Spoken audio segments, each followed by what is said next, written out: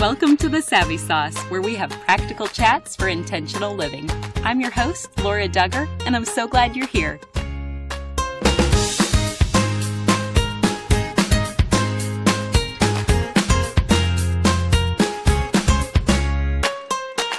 Today's message is not intended for little ears. We'll be discussing some adult themes, and I want you to be aware before you listen to this message. The principles of honesty and integrity that Sam Lehman founded his business on continue today, over 55 years later, at Sam Lehman Chevrolet Eureka. Owned and operated by the Birchie family, Sam Lehman in Eureka appreciates the support they've received from their customers all over Central Illinois and beyond. Visit them today at LehmanGM.com. Dr. Clifford and Joyce Penner are my returning guests today. They are considered some of the pioneers in Christian sex therapy, and I'll make sure that I link back to our previous 2 episodes where we talked about various topics. But today they're going to continue the conversation and give us timeless truth and wisdom as it relates to sexual intimacy in marriage. Welcome back to The Savvy Sauce, Cliff and Joyce.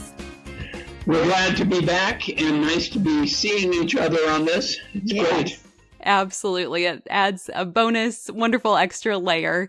And the 2 of you have been on previously. We're familiar that you have a unique line of work, and it's amazing that you get to do it together. But I'd love to know, what is your favorite part of the work that you get to do? It is so rewarding to experience the change that can happen in people's lives. We were just this last weekend, we were up in Three Hills, Alberta, Canada, speaking to a college group, and we got a response there that kind of answers your question. Yes, one of the faculty people said that 25 years ago, they had gotten married and gone on our website, passionatecommitment.com, and it read one of the answers to our question about how past childhood sexual abuse can affect your marriage. And it just fit them perfectly, and they did everything we recommended, and it has made a major difference in their lives and was such a healing work. And that's 25 years ago from something on our website. We never even talked to them. Not even therapy. And it's that kind of a thing that just warms us. And particularly, I think, when we can even prevent, like when premarital couples, people who are anticipating marriage, come to us and ask for help or call. We accept calls, and I do about 10, 15 minutes kind of triage free for anybody who calls. We're not practicing much anymore because we're now in our 80s, but we still can make a difference because in a few minutes I can give them some direction. Well, let's give an example. Yeah. In our book, Getting Your Sex Life Off to a Great Start, in the chapter on the honeymoon, right in the middle of it, we say, and if you guys run into trouble on your honeymoon, call us. So we get calls from all over the world while people are on their honeymoon. And it's so great because that honeymoon is what we think back to every anniversary. And if it was painful and didn't work and was disappointing and emotionally stressful, so I can just give them some little help and then say, and do this and just really get to know yourselves and enjoy it, and we'll fix the problem when you get back. But make it a special time. And that kind of thing, it just warms us. I mean, it just blesses us so much to know that God is using us in that way. And you really model, it truly is better to give than to receive. I'm sure you receive so much encouragement through their words. Yes. And would you mind even sharing that phone number if somebody's listening and they want to reach out? What is that number? I think you should give the office number, 626 449 2525. 626-449-2525. And we also have on our website our home office number. We'll let that, you can go to our website to get that, because then it goes directly into our home and I can answer it from here. Wonderful. Thank you for sharing that, because I think it's important. We'll kind of talk about 3 different phases. You brought up newlyweds, and I'd love to hear more about that stage of life. But then also couples who want to be intentional with their sex lives, even if they're currently content. Mm-hmm. And then also addressing the married couples who are facing some challenges currently. And also couples who are in a sexless marriage. And so, first of all, let's just go back. Let's elaborate on what you're saying about newlyweds. What are a couple of your most important tips that you want newlyweds to know? First of all, to talk about it and to plan and prepare, so that so many times, even well-educated, highly educated couples, brilliant, bright, will say, oh, but we don't want to spoil it by talking about it ahead of time. And that's such a bad way of thinking. Such a destructive way of thinking. It may work for a few couples, but the majority, what they'll often say is, let's just do what comes naturally. And what comes naturally most of the time doesn't work if they haven't prepared for it. And talked about it and made sure there are no barriers, and particularly for premarital couples, if one question we ask is, for the woman, have you ever been able to use a tampon? And if she says, no, I tried and it didn't work, or whatever, or have you been able to go to the doctor and have a gynecological examination? No, I didn't do that. Well, to never have been able to use a tampon and expect to be able to consummate your marriage, it just will not work. And so then that's just the tampon thing. It isn't that you have to use tampons. It's just a way of assessing quickly whether there could be an issue with difficulty consummating. So what we recommend is the couple, if they need a guide for talking about it, use a book like our book, Getting Your Sex Life Off to a Great Start. Walks them through every aspect of preparing to be together sexually. And even if couples have had sex prior to getting married, it still is something we would recommend for couples getting married, because we find that premarital sex and married sex has a different feeling to it. Once you're committed, things that happen in our background can trigger a negative reaction. And you could have been highly, intensely passionate before marriage and so eager to consummate or have had great sex. And then you get married and all of a sudden something shuts down. And we can anticipate that and prevent it and give some tools ahead of time if people are willing to engage in the process.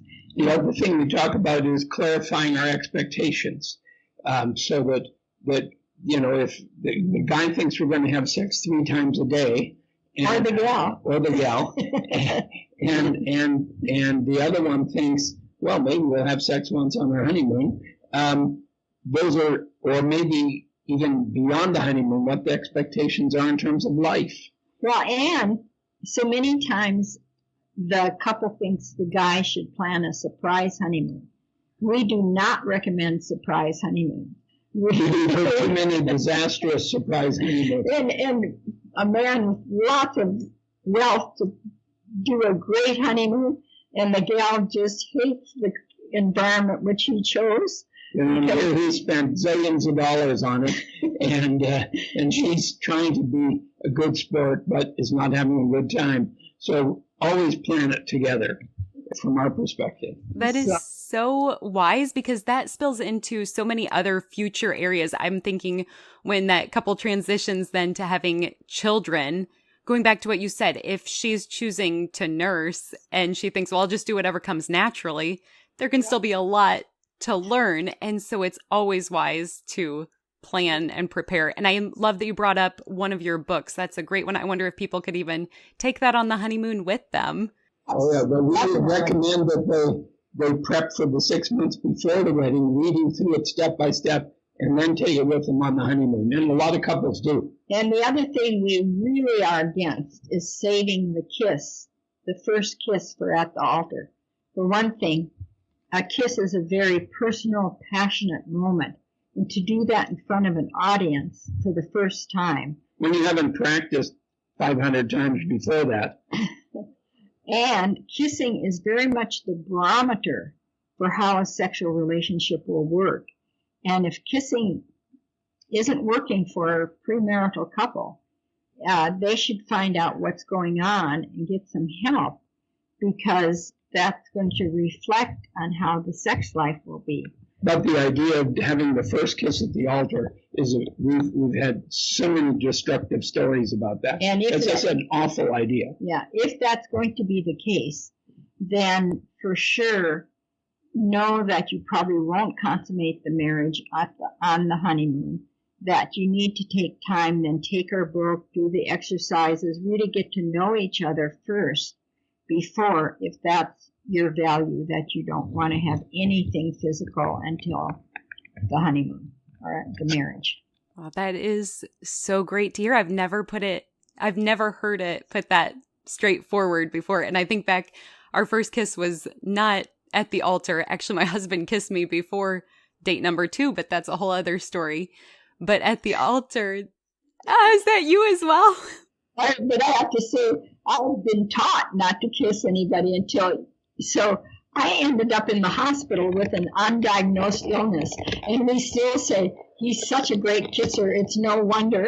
No way, that's amazing. It stirred up feelings in me I did not know anything about, and I was 17, and so it really, if that had been how we started our marriage, it would have been a real we wouldn't be sex therapists today. I love it. Well, and you're right. Even that moment at the altar is so special. I hope I never forget that. My husband, Mark, actually leaned in and kissed me 3 times, and we still laugh about it. So that is really helpful. What would you say then, as we progress through couples in marriage, what are some of your favorite recommendations to share with couples who want to be proactive and enhance their sexual intimacy, even if things are currently going pretty well? Yes. Well, we just think if couples are intentional about their sex life, rather than just thinking again that it will just happen naturally. Some couples come in and say, well, we don't want to plan it. We just want it to be spontaneous. And we ask them the Dr. Phil question. So how's that working out for you? And it's so funny to us that one thing that's very curious is couples will come because they're not having sex. Like, this isn't the couple where things are good. We'll get back to that question. But they're not having it as often as one of them wants, or not often at all. And we'll say, when is the last time? They said, well, it's been a couple months, maybe a year. And then they resist planning for it. And we say, what's that about? It's obviously not working by not being intentional. So whether it's the resistance to being intentional. So the first thing we would say is, those for whom it's going well. We answer that kind of backwards. but the first thing we would say is plan. When you're in that first year of marriage, and if everything's going well, it doesn't seem like you have to plan. But once kids come along, or you're working on your next business or degree, or doing your doctoral dissertation, or whatever, life is going to get in the way. And so the only way it's going to work is if you are intentional about your sex life. That's one thing. A second thing is, we would encourage them to practice what we're going to have you put out for everyone, the formula for intimacy. And let's talk about that. Yes, and this is something we came up with years ago. And then after the sex and the brain research came out, I think in about 2008, I can't remember when it came out, we found why we had developed this from our clinical observations. And then we found out why it works, and now we can explain in it. So we talk about what we need to do is plan 15 minutes a day to connect. This isn't to have sex. This is to keep the intimacy going so that we can have an ongoing good sex life. We talk about kissing as part of that, and that kissing.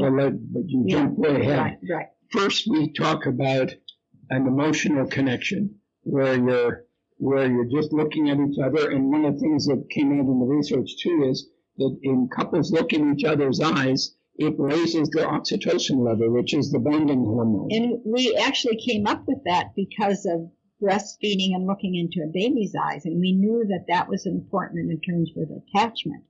And so we started to use that when, like I remember a couple where the man just had no capacity for intimacy, and he was raised in an orphanage and adopted after the first year of life. So he had no attachment during that first year of life. And it's hard to, how do you teach attachment? You know, you can't hold your couples or your couple in therapy and hold them and give them what they didn't get as from their mom or from a nurturing caregiver. And so we found that looking into their eyes really helped. Well, now we discover in this 15-minute thing where you start by sharing something positive and looking into each other's eyes, because the eye-to-eye contact triggers oxytocin, and that's the bonding, attachment, intimacy hormone. And so we start that way, and we found that certain couples, when they would talk to each other, you could tell they wouldn't look at each other. They'd go past each other rather than have that eye-to-eye contact. And other couples would just be so engaged. And we could make a difference to which couples responded well in the therapy process and where there was a lot of resistance or difficulty. So the first thing is that emotional contact. The next thing is a spiritual connection. And this is all in this 15 minutes. You can set the timer just to practice it. And with having 4 kids, you and your husband, you practice this. But for a spiritual connection, everyone is in a different place on their spiritual journey, but that could be saying a prayer together, it could be reading a verse, it could be reading a couple's devotional, it could be an inspirational reading, something where it connects our spirituality God into the center of this attachment. And then, so there's the emotional connection, there's a spiritual connection, and then there's the physical connection. And you give each other a full body hug.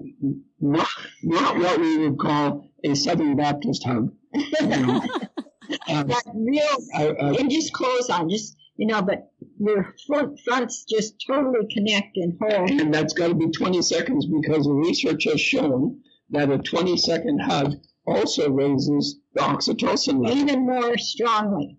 So you just get a huge surge of oxytocin after 20 seconds. So again, we encourage couples to set a timer on their phone and test which is 20 seconds. And play with it. Yeah. And have fun.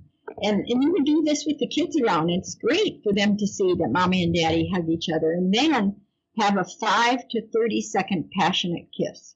And we're talking about a kiss that is not a peck. Into it. But a passionate kiss. And why the reason we say 5 seconds is some couples can't last longer than that kissing. And sometimes if there's been, like maybe a person was abused with the childhood kissing and kissed inappropriately, and so that kissing is aversive, and the hugging and the eye-to-eye will help. That's why the kiss is the last thing. And you see what the kiss does is it raises the dopamine level. That's the exciting hormone rather than the bonding hormone. That's the spark. And even after almost 61 years, we can still get a little spark with that dopamine kissing. So that's the formula. And we would suggest that every couple practice that.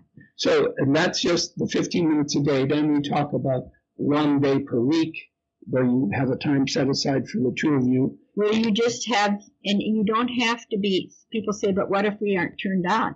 You don't have to be turned on, but taking time to pleasure each other, to enjoy each other's bodies. And often in that process, we do get turned on, but if you don't, it's just wonderful that you were together and touching and caressing and enjoying each other's bodies. And maybe one gets turned on and the other doesn't. It's the turn on the response isn't the important part. The important part is the physical connection, caressing each other's bodies. So 15 minutes a day, one connection during the week, could be evening normally, but sometimes it's daytime. And then we suggest that once a quarter, a couple devote themselves, at least for a day, just to each other. And then once a year, at least, do something like a whole weekend, whether it's a retreat or a getaway or something that is just focused on the relationship. And that's the formula for intimacy. Yeah, and it can be attending a seminar or watching a podcast like this, something where you're together devoting time. And hopefully, obviously if a mom's breastfeeding, the baby has to go with you wherever you are.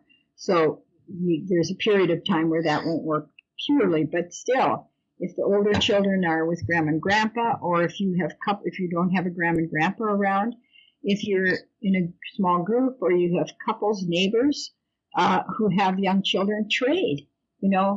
One weekend a year you take their kids, and one weekend a year they take your kids. But you can always find some way to do it, and it doesn't have to be expensive. You don't even have to go somewhere. If somebody can take your kids, you can stay home and have the weekend and do some reading and studying. Read one of our books. That's the other thing that we would recommend for couples is that they read out loud together. And there's a reason for that, again, with the brain. When we have emotions spinning around in our head that affect our body, they're in the right hemisphere of our brain. Our verbal center is in the left hemisphere of our brain. And when we verbalize, when we say something out loud, it has to cross the midline, and it loses its power on our body. It's like when a speaker shakes when they talk and they say, I'm sorry, but when I talk, I shake, and then usually they stop shaking. I remember I had a brother who did court presentations, and he had that, and he would just say it, and then it was done. But verbalizing, that's why we recommend so highly that couples, if they're using our materials, that they read them out loud together and use it. It's almost like the book can become a therapist. It's like the third party, and then you can read one sentence and talk an hour about it, or a paragraph, or you could read the whole chapter and there's nothing in it that triggers a conversation. But it isn't reading to get through the book. It's reading to stimulate the conversation and having the verbal interaction, so the stuff that's bothering you or that's affecting your body isn't controlling anymore. It's getting out.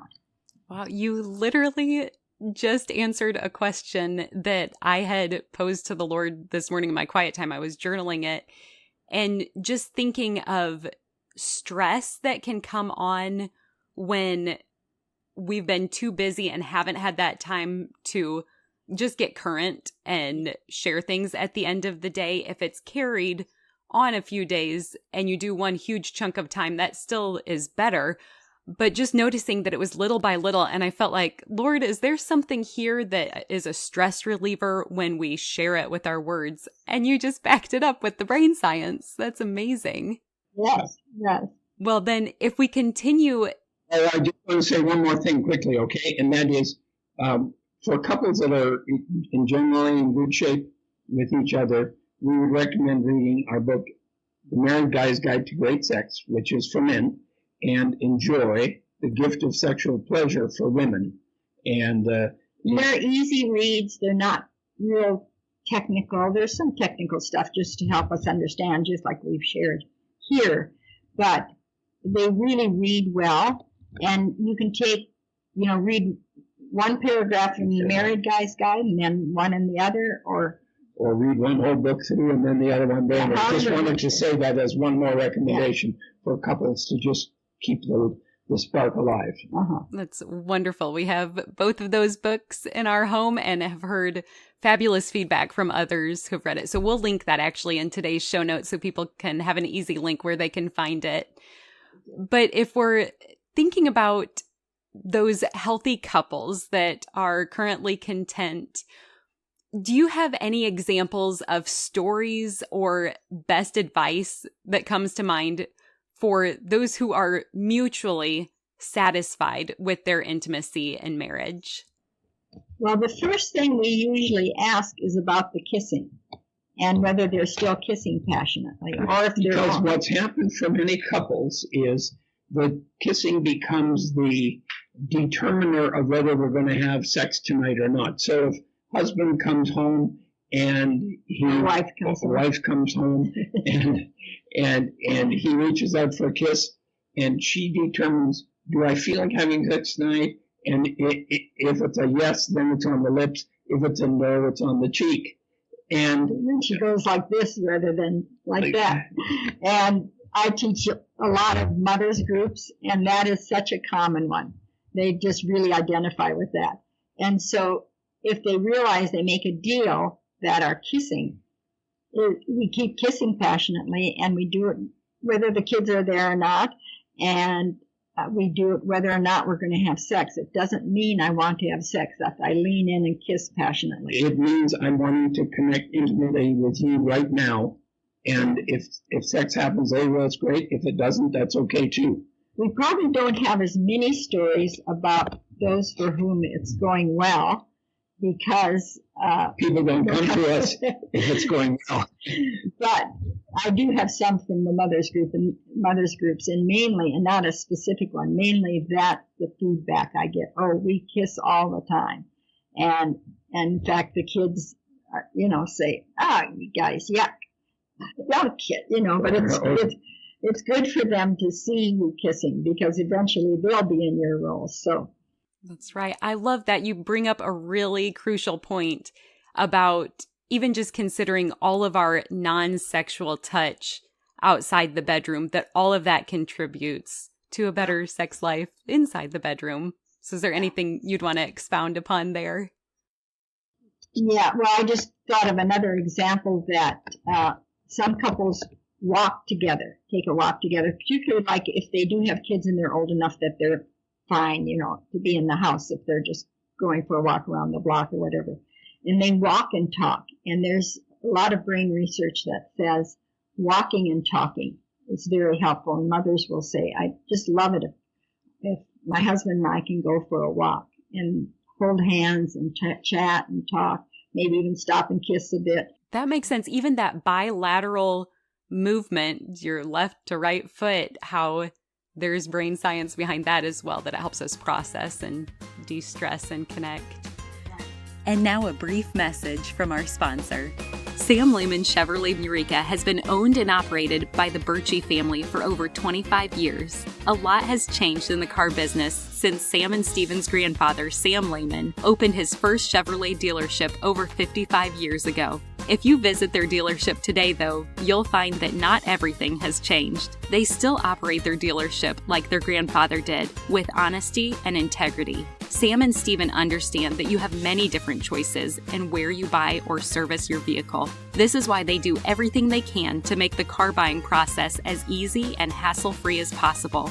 They are thankful for the many lasting friendships that began with a simple, "Welcome to Sam Lehman's." Their customers keep coming back because they experience something different. I've known Sam and Stephen and their wives my entire life, and I can vouch for their character and integrity, which makes it easy to highly recommend you check them out today.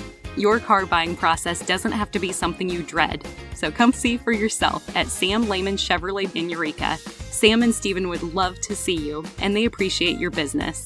Learn more at their website, LehmanEureka.com, or visit them on Facebook by searching for Sam Lehman Eureka. You can also call them at 309-467-2351. Thanks for your sponsorship. Well then, for better or worse, how do you see other forms of intimacy spilling over into sexual intimacy in marriage? Say a little bit more about what you mean there. Sure. Just thinking of a couple, I'm assuming most couples don't say, we have a fantastic sex life, but we never connect emotionally. Or if they're Christ followers, if spiritual intimacy isn't a piece at all, that probably affects emotional and sexual intimacy. Right. Yes. Having that time to connect in other ways. If sex is just And that's why the formula for intimacy is so important. If sex is just about the erotic, getting our bodies together and getting turned on and having that dopamine surge, that's what porn is. It's not about a relationship. And if we function that way in our marriage, long term, it won't be good for both. It won't be mutually satisfying. Yeah, another way of saying that is, unless there is some level of intimacy and connection, the sex life over time will disintegrate. And that's one of our benefits of working together, because we do everything together practically. I mean, every now and then he needs a break to get out of the house to go to the office, just to have some independent, which I think guys maybe need more than women, but some women may need it too. Maybe high-powered working women outside the home. I don't know. But knowing if you need some space, that's fine too. But making sure you do have plenty of time to connect, and even, like you said, share your thoughts, just to get that verbal stuff going. And if you never have time together to have spiritual connection or emotional expressions, how are you going to de-stress? If the only de-stressing is that dopamine moment of the erotic release. One of the things that we know is that first of all, men often find it easier to connect side by side than face to face. So that's why a walk is often good for a man as well. If you think about men activities, that men golf together, they're sitting in the golf cart side by side, or they're playing a sport, or they're walking or jogging or whatever. And so men often first connect side by side and then can shift into the face-to-face. That's a pretty common thing. And then sometimes, I'd love for you to speak into this, some married couples have reported that the husband will say, it unlocks something emotionally in me when I connect sexually with my wife. And I'm trying to recall the science behind it, probably the oxytocin that just floods in and makes him feel safe and connected. And so that it's such a unique cycle that the Lord created. Yeah, what I was thinking about as you said that, women often say, I need to feel emotionally connected before we can have sex. And men say, I really feel emotionally connected after we have sex. Right. So how do we get those two to work together is the dilemma. Well, and that's we talk about in our Married Guy's Guide to Great Sex, and are so convinced of the biblical teaching that the husband's role is to love his wife like Christ loved the church. And the way Christ loved the church, we read in Philippians, he gave up his rights. He had the right to be equal with God. And men will say, well, don't I have the right? Doesn't she have to do it for me? Because that's my right. Well, Christ gave up his right, even to the death on the cross, and gets with us where we are. He became human. But Paul says in Ephesians 5, but keep in mind, men, that you're really doing yourself a favor when you give up your rights and get with her, because then she gets turned on. Paul didn't say she gets turned on. I'm saying that. But this is how we have concluded why he says that. Why he says, man, you're really doing yourself a favor when you love her this way. And the reason is because then she gets turned on, and there's nothing that makes a man feel better than a turned on woman. So even if maybe he's doing it, demanding it, or whatever, by his needs and not giving up his rights, the best way, he's not going to enjoy it as much as when she's really into it. And she can't get into it unless she feels that connection. So when he gets with her where she is, and she gets turned on, and then she invites, then it's like the Song of Solomon, and they're both delighted in what happens. Yeah, because we got to keep in mind that the Song of Solomon, all he does is tell her how gorgeous she is and how much he likes all these various body parts, and then she gets turned on and all that stuff. And she's the one saying, come on, let's get going. Let's pick up the pace here. And she's doing the inviting. Why is she doing it? Because she's been so affirmed and adored and cherished. and that's what makes it happen for the couple, and then he ends up happy too. Yeah, so well said. And something that we haven't discussed much before, maybe at all on the Savvy Sauce, is a sexless marriage. So will you first define what constitutes a sexless marriage, and then share any trends that you've seen over the years? The first thing I'd say is that the big research that was done at the University of Chicago in the late 1900s I think it was 1994 it came out. Defined sexless marriages as marriages that have sex 10 times or less per year, so less than once a month. That's how it's been defined in our world. Yeah, and we would say low sex or no sex marriages. And there's not been no research to indicate a difference, like that it's getting more that way or less that way since 1994. Well, what we know is that there are many couples who have a low sex, no sex marriage, not because there's a problem, but because of their lifestyle. And in fact, the sociologists call these people DINS, D-I-N-S, dual income, no sex couples.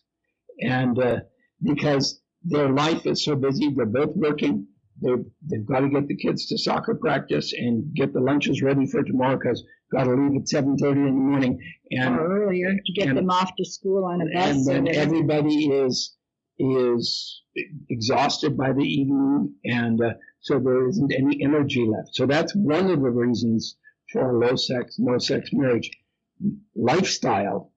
And in fact, a while back there was a article in Newsweek. The cover story was no sex, we're married, something like that. And it was like, yeah, there's a lot of sex before marriage, but then once we're married and have kids, and they're sitting in bed and on their phone, one on the phone and one on their computer. and there's no connection. And so lifestyle is the biggest thing. Then a second category would be when there are specific barriers to the relationship. It could be that the man is into porn, and so he's masturbating to get release, and doesn't have to. He's hooked on the dopamine surge, not the oxytocin. And there's no intimacy there because it's not an intimate relationship with the person on the screen. It's just getting him aroused and ejaculating. And choosing exactly what he wants. And another difficulty we just want to mention is sometimes when men have been hooked on porn and they've gotten control of that and they're not using it anymore, but the woman still feels like an object because he's wanting her to do what he saw in porn. And that will not work. It will be very destructive because they need that connection for her to be responsive. So he may say, now I stopped my porn. Now you're still not, you won't do this and you won't do that. And so it's really important to know that once the porn gets under control, then the couple needs to work through a book like Our Restoring the Pleasure or get help from a certified sexual therapist to learn how to be intimate, and definitely start practicing the formula for intimacy. And that may be difficult for him, and he may even avoid it. But the more he can kind of force himself to do that, and she cannot be the porn object. It's got to be about connection and getting with her where she is. But that would be just one kind of problem. Another would be if there are some specific difficulties, like the man ejaculates prematurely, or the woman has difficulty being orgasmic. There were hurts in the past, like a bad dating relationship where one was hurt, or child sexual abuse, or having been raised in an alcoholic or emotionally out of control home. And that's where we all need to have safety growing up, and our parents need to be in control so we can bounce against those walls. But when that parents were out of control, we internalized the control far too young. And so one thing we know about adult children of alcoholics is the very thing, you read any book on it, the first thing they'll say, the ACA has a high need for control. Well, what's happening in a sexual relationship? It's getting out of control.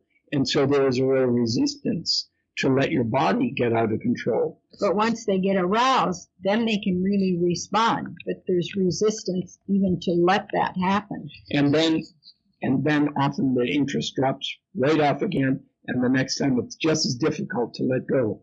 And it isn't like because she had an intense orgasm, she liked that. She didn't like it. In fact, I remember early in our practice, I helped a woman. She came because she wasn't orgasmic. And I was doing everything just by the book, and she became orgasmic too fast. I learned after that to find out about the emotionally out of control home, and that was early in our practice. And when a woman has been raised, they don't like that feeling of being out of control. Did you know you could receive a free email with monthly encouragement, practical tips, and plenty of questions to ask to take your conversation a level deeper, whether that's in parenting or on date nights? Make sure you access all of this at thesavvysauce.com by clicking the button that says Join Our Email List so that you can follow the prompts and begin receiving these emails at the beginning of each month. Enjoy! I also want to go back to one scenario that you gave. If it was a couple, let's say they dated and there was some harm done during the dating relationship, but then they're married and now find themselves in a sexless marriage, even if they were having premarital sex, that seems like a trickier one to overcome the barriers. So what would be some of the first steps? Because they're still with the person who offended them. Yeah, there you'd have to work through the relationship issues and have some... Yeah, we wouldn't think of that as sexual therapy so much as first relational therapy to deal with the hurt, the pain, the barriers that happened during those traumatic events. And then build trust. And again, we're back to our formula for intimacy, to build the trust. But then they would need the sexual therapy and restarting. And what sexual therapy is, it's stopping everything you've been doing sexually. So no intercourse, nothing. And you start over and you learn how to give and receive touch and to be close and intimate before, and you slowly build toward having entry. We talk about this in our book, Restoring the Pleasure, which takes a self-help book. Couples through step after step if they want and need to do a rebuilding, a total retraining of their sexual life. And that's the only way that we can see where a couple has these emotional barriers from stuff from the past, whether it's their own past with each other or what they came into the relationship with. And one thing we know also from Sex and the Brain research and our own observation is that sexual response patterns are easily conditioned and self-perpetuating. In other words, especially if the first response was to an external stimulation like pornography, then your body gets hooked on needing that image in order to respond, or needing that external stimulus. It's very different than when the first response was to the natural God-given urges during childhood or young adolescence. When it was that way, it isn't hooking. It's just a natural process in the body then that can lead to a fulfilling sexual relationship. And that can be true for both men and women. Whatever their first experience was in terms of getting aroused and particularly having an orgasm or an ejaculation, that we call it an imprinting event at a critical stage of development. And so if that first time was not just the natural response, but to something external, then we'll just use an example. Have dealt with a situation where a young quite a few girl, situations like that. a woman first discovered her father's Playboy magazines in the closet. Or she was babysitting and at another home and discovered, the kids are asleep and she's waiting for the parents to come home. And she's looking at this and then is looking at these images in the magazine, whatever it was, and she gets aroused and stimulates herself and has her first orgasm. That can lock in then that for her to have an orgasm with her husband, she has to fantasize about naked women. Not that she's a lesbian, but that got locked in. I'm just using this as an example of what happens with that first response. Whereas if that response had just happened because she woke up and felt those tingling sensations and stimulated herself, it wouldn't have caused that same kind of reaction. It would be another way of saying if she just responded to the natural itch. Well, and for all of those situations, though, even if somebody was exposed to something like that from a young age, or if they're in that relationship where they had past hurt or trauma in their background, what would you say is the overarching hope? Because it sounds like you've worked with couples all around the world, and in any situation, hope and healing are possible, especially because of Jesus. Yes. And that is, back to your first question, what is so rewarding about functioning as sexual therapists and even just being available to answer questions over the phone is sometimes just a little bit of knowledge, or this podcast could open up a whole new world for a person or a couple and have restart their sexual relationship in a way that works rather than keeping the old patterns going. What we would want to underscore is no one has to get stuck with a bad sexual relationship. Mm-hmm. There is always hope. There are always ways around it, whether it's because there's been physical pain for the woman, or there's pain in the relationship, or there's difficulty with functioning, either getting aroused or having orgasms.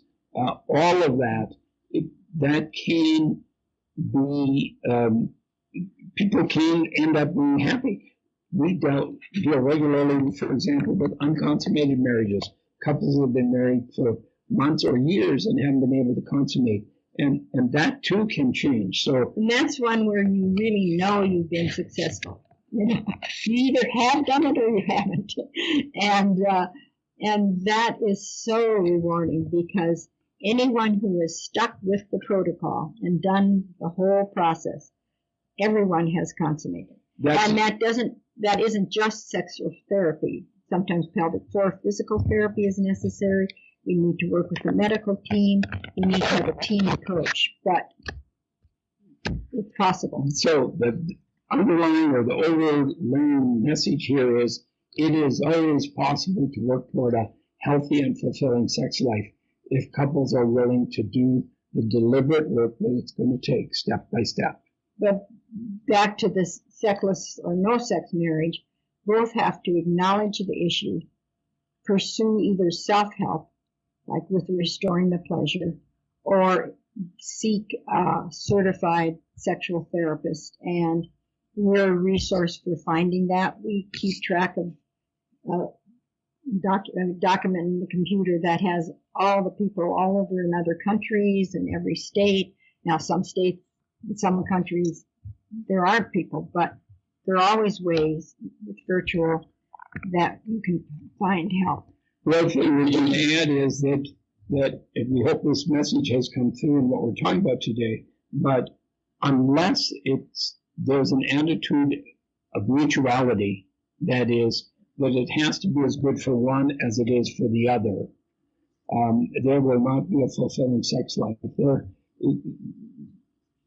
The idea that somehow it's for the man and the woman has to take care of him is a very destructive idea. And that usually comes out of the Ephesians 5 passage. Submit yourselves one to another. And wives, submit your husbands to your husbands and honor him as you honor God or Christ. And then it goes on. There's one verse about the woman submitting to the man, and then a bunch of verses about 12 verses telling the man how he's supposed to love his wife and submit to the wife. And yet our evangelical Christian society often has gotten hooked on that the woman is responsible to keep the man. Before marriage, she's responsible to make sure they don't have sex, and after marriage, she's responsible to make sure they do have sex. I mean, it doesn't work, and it's got to be mutual. And every passage starts with or incorporates, even like that one, submit yourselves one to another. It isn't just the man can ask for whatever he wants, and then she's just got to do it. That kind of demand will never work for him long term, or for them together, or for her. And what I'm hearing, the main two words that come to mind are truth and wisdom. And you're giving us God's truth from the Bible and even helping interpret what that looks like, even with the brain science. But that truth really does set you free, that knowledge, and knowledge goes into the wisdom piece as well. You think of in Proverbs when it says, above all else, get wisdom, though it costs everything you have. Get knowledge, get understanding. And so I love that that's your first place to begin to give hope to any couple. And your resources are a great place to get that first step of knowledge, and then hopefully to work with a person if that's the next step needed. And one of the things that has been so exciting to us to study the research that has been done on sexual response and all that, and brain and sex research, how much it affirms the scripture. It really does. And God created us, so we are his creation. So it makes sense that when we find out the facts, that they are affirming of scripture rather than contradictory. They do work with what we experience and what we learn from scripture. It's so good. Well, this conversation has all been such a gift, but if people do want to follow up or learn more from the two of you, could you again just give us the best place where we can link in the show notes? Well, to passionatecommitment.com, our website, to our formula for intimacy, and then to any of our resources. And we've mentioned probably the most important ones: the Newlyweds, Getting Your Sex Life Off to a Great Start, the Married Guy's Guide, and Enjoy, the Gift of Sexual Pleasure for Women, for couples of all ages and stages, and then Restoring the Pleasure for step-by-step sexual retraining when the sexual pattern is not working well for whatever reason. And all those are listed on our website, passionatecommitment.com. Wonderful. Thank you for sharing.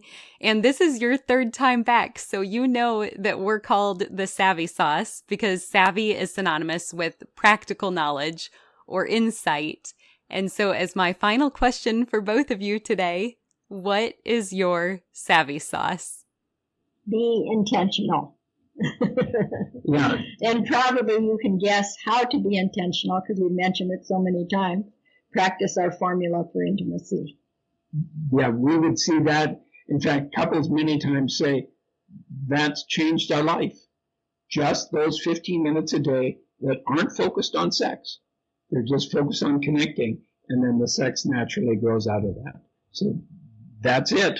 And we hope that couples can just really learn to enjoy each other and delight in each other, and it can be a wonderful blessing to their family and to the community in which they serve when they are being fulfilled at home in the privacy of their home. Yes. So thanks for having us. Yes, very nice. It's good to see you face to face. And enjoyed it very much. Well, very much enjoyed this time together with both of you. Thank you for everything you shared. You are a delightful couple, and it's so great to connect through the screen and just see your love flow between the two of you. You're wonderful role models, and I just want to say thank you for being my guests. Oh, good. Love it. Okay. Enjoy. Hope to see you again. Absolutely. Take care. Thank you. All right. Bye-bye. One more thing before you go. Have you heard the term gospel before? It simply means good news, and I want to share the best news with you. but it starts with the bad news. Every single one of us were born sinners, but Christ desires to rescue us from our sin, which is something we cannot do for ourselves. This means there's absolutely no chance we can make it to heaven on our own. So for you and for me, it means we deserve death and we can never pay back the sacrifice we owe to be saved. We need a Savior. But God loved us so much, He made a way for His only Son to willingly die in our place as the perfect substitute. This gives us hope of life forever in right relationship with Him. That is good news. Jesus lived the perfect life we could never live and died in our place for our sin. This was God's plan to make a way to reconcile with us so that God can look at us and see Jesus. We can be covered and justified through the work Jesus finished if we choose to receive what He has done for us. Romans 10:9 says that if you confess with your mouth Jesus is Lord and believe in your heart that God raised Him from the dead, you will be saved. So would you pray with me now? Heavenly Father, thank you for sending Jesus to take our place. I pray someone today, right now, is touched and chooses to turn their life over to you. Will you clearly guide them and help them take their next step in faith to declare you as Lord of their life? We trust you to work and change lives now for eternity. In Jesus' name we pray. Amen. If you prayed that prayer, you are declaring Him for me, so me for Him. You get the opportunity to live your life for Him. And at this podcast, we're called The Savvy Sauce for a reason. We want to give you practical tools to implement the knowledge you have learned. So you ready to get started? First, tell someone. Say it out loud. Get a Bible. The first day I made this decision, my parents took me to Barnes & Noble and let me choose my own Bible. I selected the Quest NIV Bible and I love it. You can start by reading the book of John. Also, get connected locally, which just means tell someone who's a part of a church in your community that you made a decision to follow Christ. I'm assuming they will be thrilled to talk with you about further steps, such as going to church and getting connected to other believers to encourage you. We want to celebrate with you too, so feel free to leave a comment for us here if you did make a decision to follow Christ. We also have show notes included where you can read scripture that describes this process. And finally, be encouraged. Luke 15:10 says, "In the same way, I tell you, there is rejoicing in the presence of the angels of God over one sinner who repents." The heavens are praising with you for your decision today. And if you've already received this good news, I pray you have someone to share it with. You are loved, and I look forward to meeting you here next time.